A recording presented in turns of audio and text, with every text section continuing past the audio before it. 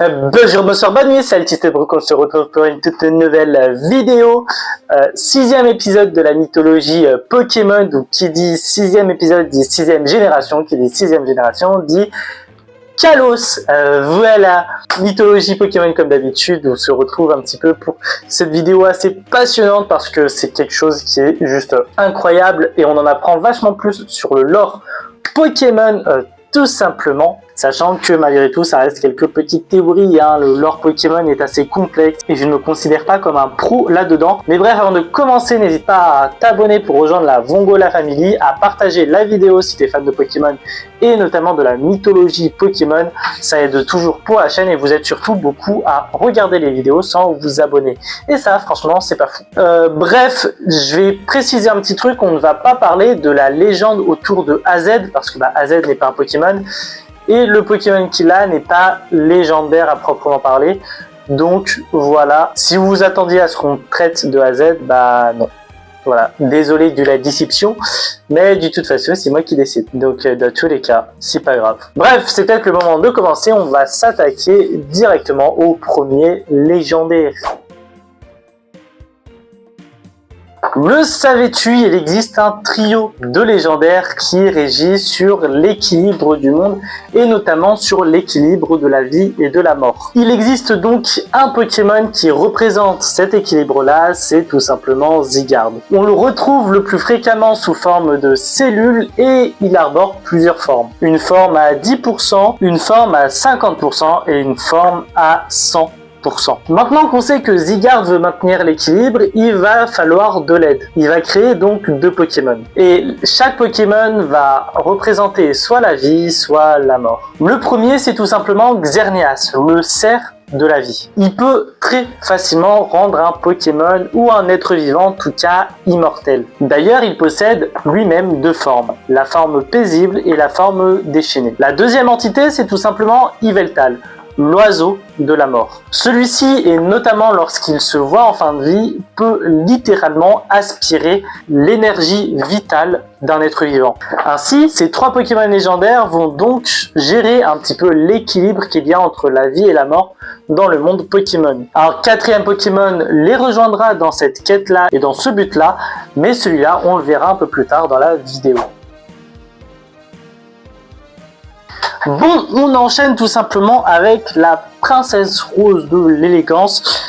Diancie, voilà, considérée un petit peu comme la princesse, la reine d'Estracie. On dit que Diancie brille tellement que elle a une certaine lueur de diamant. D'ailleurs, on dit clairement qu'elle peut possiblement et potentiellement créer des diamants. D'ailleurs, c'est pour ça que Diancie est convoitée des nobles, mais aussi des brigands, des voleurs. En même temps, qui ne veut pas avoir des diamants chez lui. Donc, autant récupérer Diancie. L'éclat de Diancie est tellement pur et éclatant que très clairement ça fait penser également à l'arme d'AZ, vous savez, l'arme qui se trouve à Flucel. Enfin, l'arme, plutôt le cristal qui se retrouve à Flucel. Et d'ailleurs, pour ceux qui ne le savent pas, Diancie possède une méga évolution. Et clairement, on voit très clairement, ça fait beaucoup de clairement, que Diancie ressemble à une princesse. Ok, le Pokémon Jean, qui est-il? De qui va-t-on parler? Il existe un Pokémon qui permet de se déplacer d'un point A à un point B via des portails, via la téléportation. Et ce Pokémon-là peut le faire de manière instantanée. Ouais, normalement, tu l'auras compris, on va parler tout simplement de Hoopa. Ce Pokémon possède deux formes. La forme enchaînée, vous savez, la petite forme miniature de Hoopa, et la forme déchaînée, la forme bien stock, bien machallah de Hoopa. On dit justement que Hoopa et Celebi ont un lien avec les légendaires de la matière, avec Dialga et Palkia. En vrai, ça paraît logique quand on s'y pose 30 secondes. Bah oui, Palkia et Dialga sont des Pokémon qui représentent l'espace-temps. Hoopa et Celebi sont également deux Pokémon qui représentent l'espace-temps. Celebi, lui, permet de voyager dans le temps, donc est lié à Dialga, et Hoopa, lui, peut voyager d'un point A à un point B, donc dans l'espace. Il est donc logiquement lié à Palkia. Ça se termine assez vite. On va parler du Pokémon Vapeur.